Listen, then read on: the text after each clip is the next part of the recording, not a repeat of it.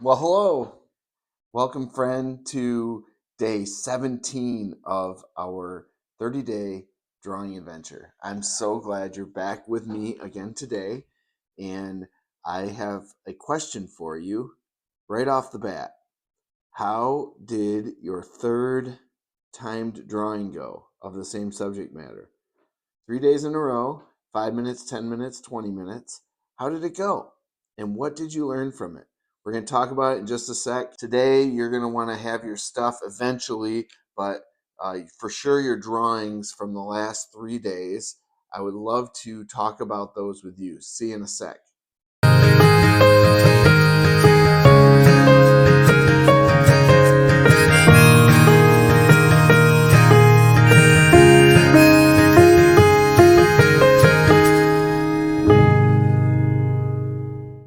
All right, here we go. And I don't know, how did you feel doing those 3 days, those three exercises? What did you feel like doing the 5 minute? How did it feel to do the 10 minute comparatively? And then how did it feel to do the 20 minute? And as you look back at those drawings, those three drawings that you did, how do you feel about them? What do you think about each one?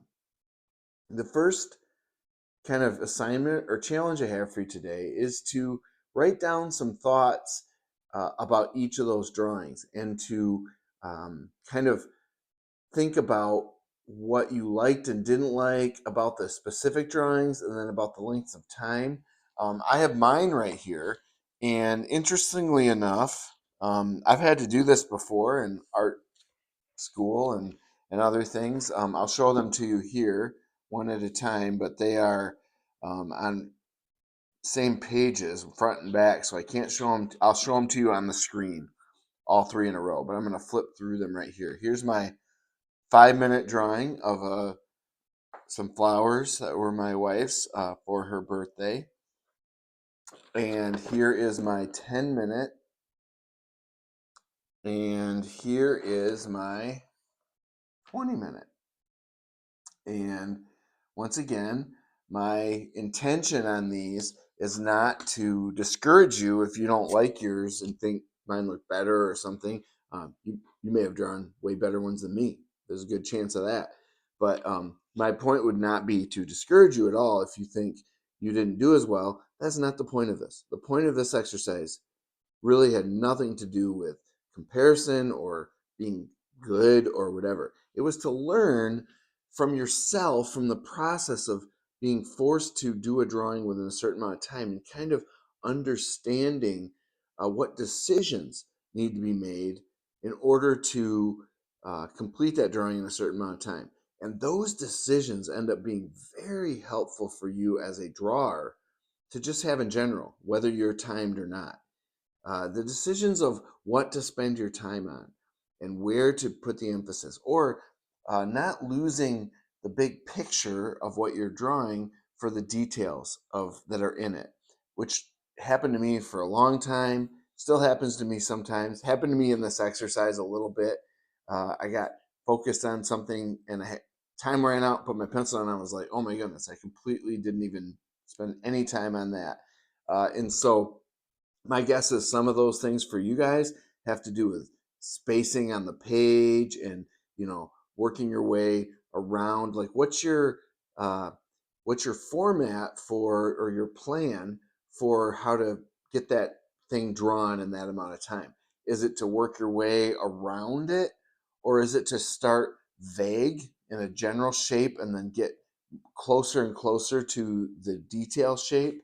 What uh, kind of strategy do you have to complete that drawing in that amount of time? And the reason I want to talk about all that with you and is because those same decisions still need to be made, even if you're not doing a timed drawing, because everything's timed in some aspect. And we're going to take a little shift today and uh, move away from the lies we believe, and not that we may not still address some of those that linger in the rest of our series here, but we're going to take a shift away from those toward something else today. But before we do that, I would like to kind of talk about my drawings a little bit and what I learned, and maybe you can find some understanding or common ground or learn from yours as well in that context as you make your list about how it went and what you liked. I'll throw them up on the screen here. The first one, here's what I liked about it. I liked that I made the flowers in mine darker than the rest of it. That they pop out a little bit. It was a judgment call that I made, and um, I feel like that was a good one, which I actually lost as you see in the other ones. I like that variation that I kind of made those flowers stand out a little bit more. What I don't like is I didn't finish one of the main leaves in the front just by putting it's just empty. I didn't put the little veins in it, and I didn't put the vase looks like it's a solid vase because you can't see the stems in it, which works for someone else. If they were looking at it, they wouldn't necessarily know that it was clear and I didn't draw the stems in the water, but I know, and the point of this was to try to capture what I was doing in 5 minutes, and I completely messed that up. I also like that I remembered to ground the drawing with a ground, which I remembered each day. I've learned that lesson. Funny enough, on my second one, my 10-minute drawing, I think it's my favorite. As you look at the three, what do you think? I like it the most. It feels like it has kind of a balance of quick, flowy sketching and detail. There's a good little mix of the two in that, which I feel like I lost in the 20-minute. If you look at the 20-minute, it looks like I was really focusing on the detail, and it loses that fast artistic kind of flowy look and feel to it. That's just my opinion.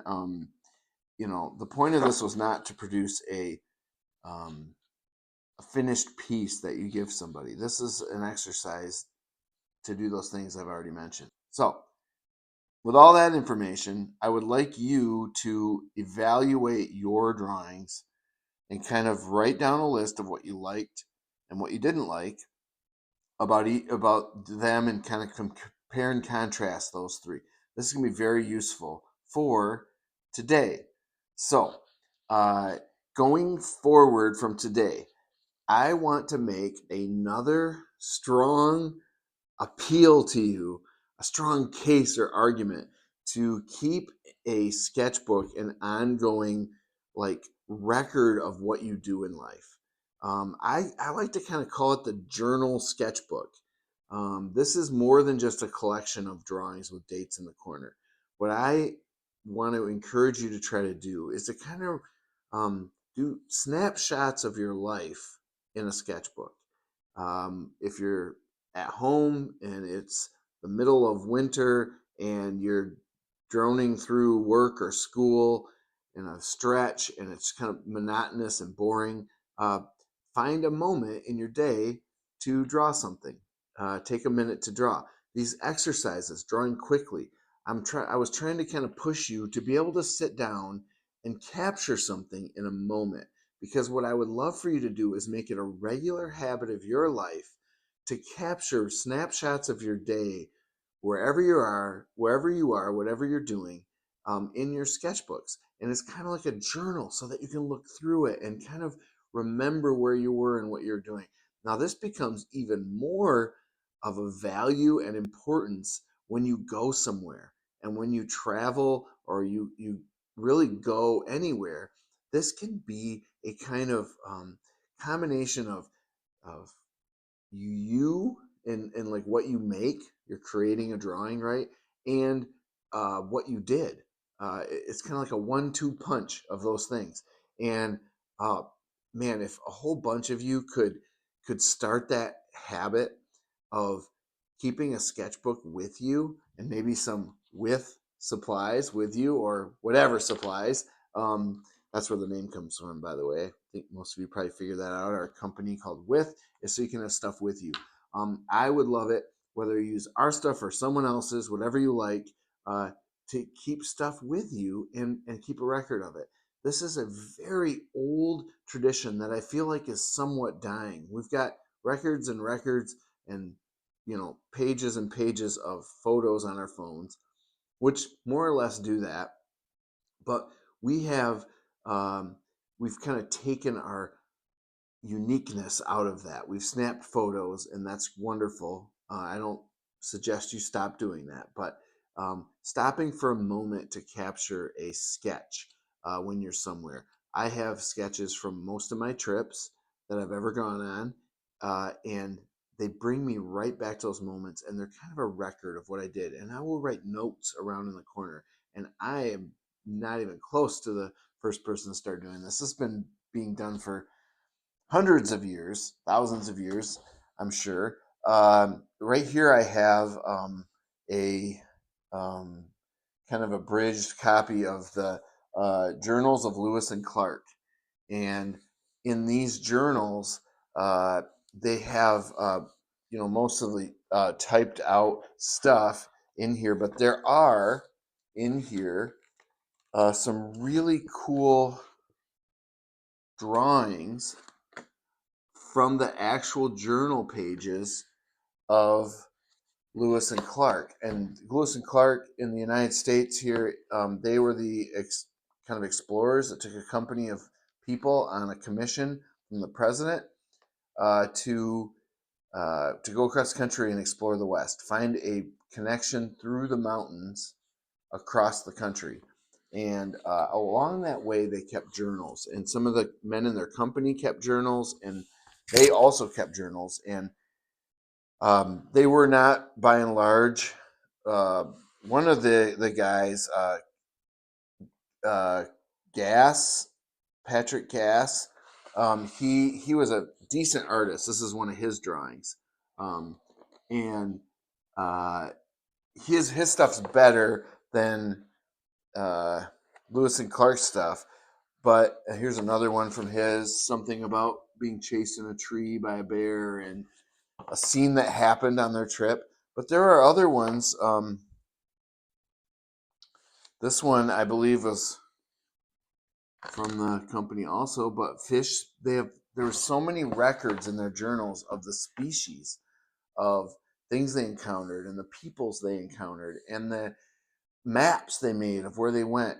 And none of them were really artists. They were just recording and documenting what they did. And to be honest, these are in like the Smithsonian. They are so valuable now. And whether you are exploring frontiers or not, most of us are not, what you do and experience in life could be captured in sketchbook journal form and become increasingly valuable. We talked about this before.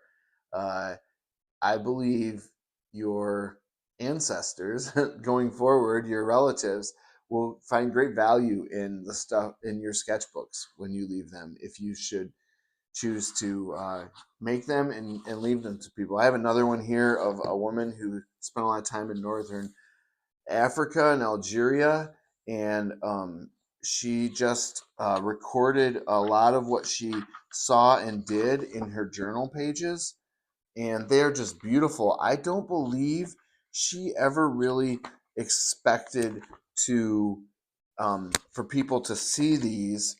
I think she was doing them more for herself and a record of it, but they're absolutely beautiful little notes and sketches of the people and the places she went. And Lilias Trotter is the name of this woman, and this were done in like the 1800s. And what a treasure of stuff that she did, and she got better as she went, I'm sure, as she practiced her skill. So, all right. Hopefully, I've made a great argument for you to keep a sketchbook and record little moments. You don't have to do it every day. I mean, it'd be amazing if you did. You don't have to do it every day. Do it when you go do something. You ready for your challenge for today? Hopefully, that was some encouragement to keep a sketchbook. You have everything you need now to, not that you may not have before also, but I know that we've talked about pretty much everything you need to fill a sketchbook with snapshots from your life, little moments from your life. Maybe you're at the breakfast table with a bowl of cereal. Draw it. How fun is that to make a little note what you had for breakfast that morning with a date and time? You'll come to see it as valuable over time. But here's my assignment for you now that you have these skills and abilities is to get a sketchbook if you don't have one yet. You can get one for like $4 at the local store. Get an unlined book of paper and that stays together and that you can keep. And then here's the next one. Go somewhere and make 3 quick drawings. Go somewhere and make 3 quick drawings.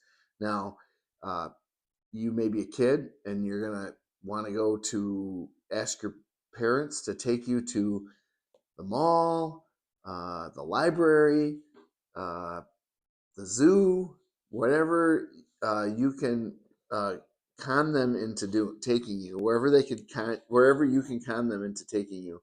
And I want you to do 3 quick drawings. Now, you don't have to go somewhere elaborate either. Go to a coffee shop. Go to a restaurant, library, anywhere.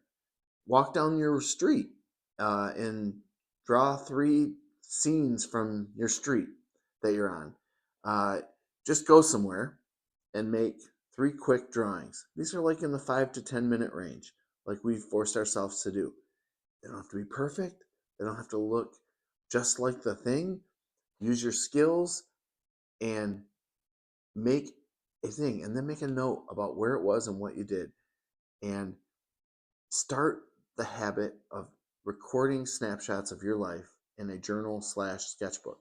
So that's your challenge for today. Thank you for joining me. I'm so excited to be doing this with you, and I will see you tomorrow. Going forward, we're going to talk about a couple more practices for recording your stuff, and then we're going to get into some higher level skills, drawing skills that tend to frustrate people, and specific things to work on. And I'm going to show you some ways that I've learned to work on them, and we're going to learn together. Sound good?